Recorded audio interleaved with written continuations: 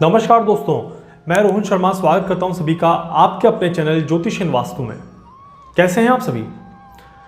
एक बहुत बड़ा सवाल सभी के मन में चल रहा है, एक सवाल ऐसा जो कि हर एक व्यक्ति पूछना चाह रहा है। सवाल यह है कि आखिर जल त्रासदी कब तक रहेगी, नेचर कब तक बैलेंस हो जाएगा, भूकंप के झटके कब आना बंद हो जाएंगे, लैंडस्लाइड्स कब रुक जाएगी और हम कब सामान्य जीवन जीना शुरू कर देंगे।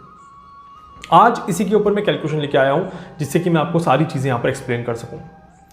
देखिए, नेचर सबसे पहले तो जब मैंने आपको एक बात शेयर करता हूं यहां पे कि मैंने स्टार्टेड द एस्ट्रोलॉजी, काफ़ी साल हो गए, ऑलमोस्ट 13 ईयर्स लाइक मैंने स्टार्टेड एस्ट्रोलॉजी। तो आई वॉज नॉट अवेयर कि एक ज्योतिषीय गणना से क्या क्या कैलकुलेट किया जा सकता है। After few years when I started predictions and I was doing the right predictions, at the time किसी ने पूछा कि सर क्या आप नेचर को कैलकुलेट कर सकते हो, क्या आप भूकंप के झटकों को कैलकुलेट कर सकते हो, क्या आती हुई बारिश को आप कैलकुलेट कर सकते हो। और वहां से एक चीज क्लिक हुई कि यार इसको क्यों ना बड़े लेवल पे देखा जाए और क्यों ना चीजों को, इवेंट को कैलकुलेट करना सीखा जाए, क्योंकि that time I was not prepare for this.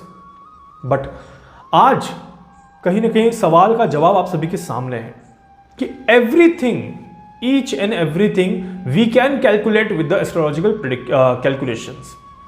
Calculations में प्लस और माइनस हो सकता है, कुछ चीजें आगे और पीछे हो सकती हैं, but most of the time I always try to predict the right thing at the right time. जी हाँ, जैसे कि कल भूकंप का झटका आने वाला है, तो इट इज गुड टू से आज ही कि कल भूकंप आने वाला है।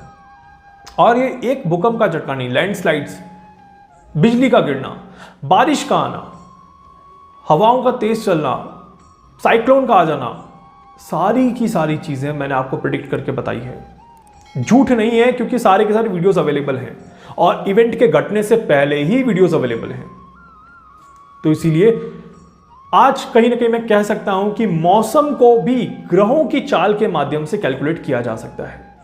तो अभी भी अगर किसी को डाउट है कि मौसम ग्रहों के चाल से कैलकुलेट नहीं होता, तो आपसे रिक्वेस्ट करूंगा कि पुराने वीडियोस आके देखिए, उनको कैलकुलेट करिए, उनको चेक करिए, इवेंट को चेक करिए और उसके बाद आप अपने स्टेटमेंट को बनाइए, तो शायद आपके लिए अच्छा रहेगा।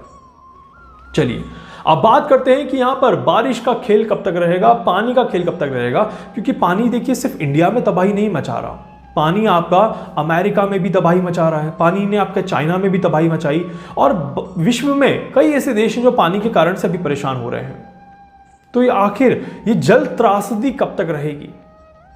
एक बड़ी सुनामी आने की अंदेशे में बैठे हुए हैं सभी जने, या फिर ये कहूं कि क्योंकि 7 रिएक्टर तक का भूकंप झेल गए हैं, 8 रिएक्टर तक का भूकंप झेल गए हैं, बट सुनामी के दर्शन नहीं हुए हैं। सिर्फ इसी कारण से क्योंकि सुनामी आने का समय अभी निर्धारित नहीं हुआ है, और जब सुनामी आने का समय निर्धारित होगा तो सुनामी भी आ जाएगी।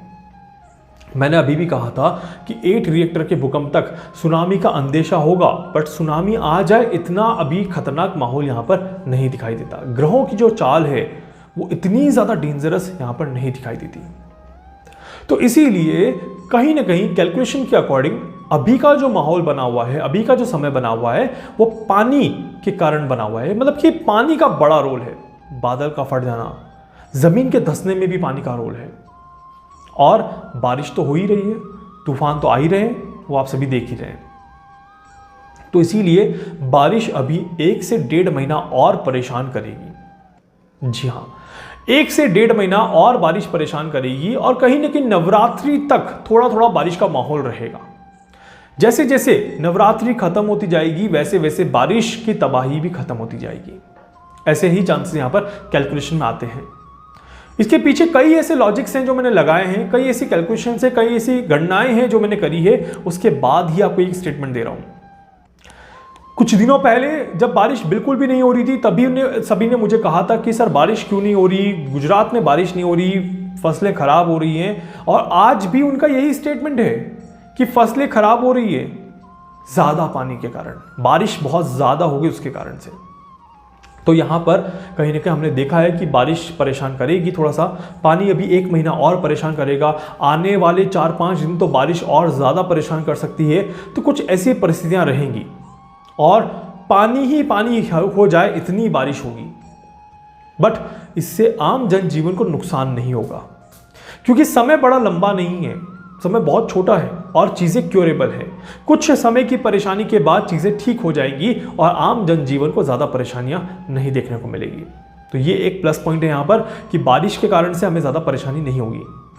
भूकंप के झटके जो आ रहे हैं, छोटे भूकंप के झटके जो कंटिन्यूसली आ रहे हैं, ये भूकंप के झटके भी कुछ समय के लिए आते रहेंगे। जी हाँ, अभी भूकंप के झटके कुछ समय के लिए आते रहेंगे, या फिर ये कहूं कि आने वाले 3 से 4 महीने छोटे छोटे भूकंप के झटके आते रहेंगे। अगर बड़े भूकंप को कैलकुलेट करूं यहां पर, तो शायद 2 ही बड़े भूकंप आपको आने वाले समय में आते हुए दिखेंगे 2021 के साल में। 2021 के साल के अंदर अब जो है वो 2 भूकंप बड़े आते हुए दिखाई देंगे, विच विल बी 6 के ऊपर का भूकंप रहेगा। ज्यादा चांसेस नहीं है, छोटे छोटे भूकंप के चांसेस हैं जो कि ज्यादा तबाही नहीं मचाएंगे, ज्यादा चीजों को खराब नहीं करेंगे। लैंडस्लाइड्स, बादल का फट जाना और एकदम से पानी का तबाही मचा देना, उत्तराखंड की तरफ जब बहुत सालों पहले हुआ था वैसा माहौल अभी नहीं दिखाई देता, उतना खतरनाक माहौल अभी यहां पर नहीं दिखाई देता। तो इसीलिए चीजें उतनी खराब शायद ना हो जितनी हो सकती है। कुछ प्लैनेट जो हैं वो अच्छे हैं, इस कारण से चीजों को बचा रहे हैं, पर फिर भी जमीन और जमीन के अंदर की चीजें परेशान कर सकती हैं, जिसमें आपका लैंडस्लाइड और भूकंप भी आता है और उसके कारण से परेशानी हो सकती है। तो विश्व के कई ऐसी जगहों पर आप देखेंगे कि जमीन धंस रही है और पुरानी इमारतें गिर रही है, ऐसे चांसेस आपको देखने को जरूर मिलेंगे। पानी के कारण से या फिर नेचर के कारण से जो नेचर में एक डिसबैलेंस बना हुआ है, ये 2019 से ही बना हुआ है।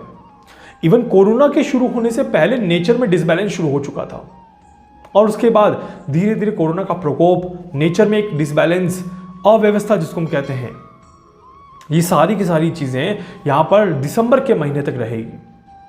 और दिसंबर के महीने के बाद जैसे ही हम नए साल में प्रवेश करेंगे, वैसे ही नेचर ने बैलेंस होना शुरू कर देना है।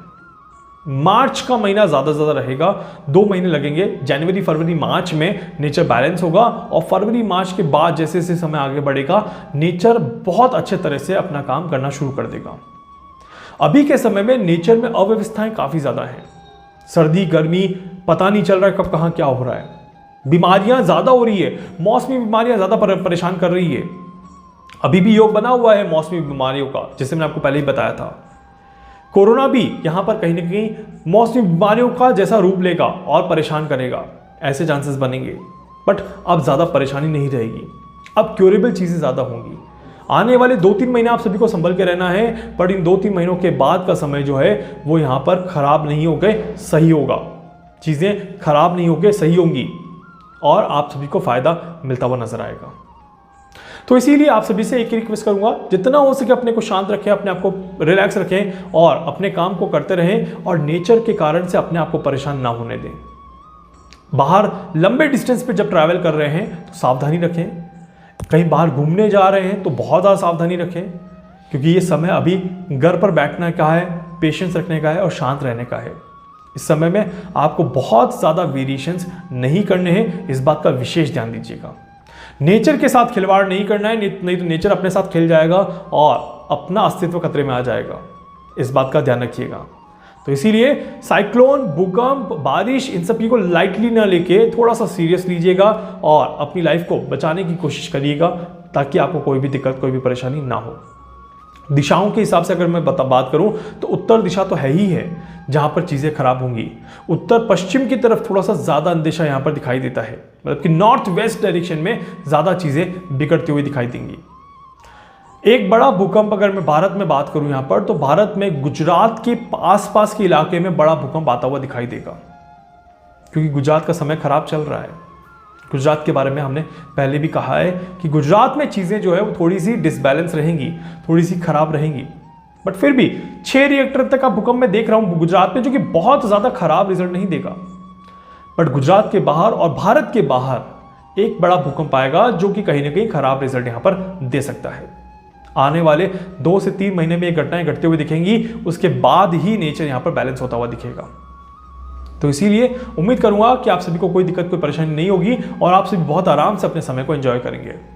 समय के साथ साथ मैं और भी कैलकुलेशन आपको बताता रहूंगा कि कब कहां कौन सी घटना घटने वाली है और कब कहां कौन सी चीजें होने वाली हैं।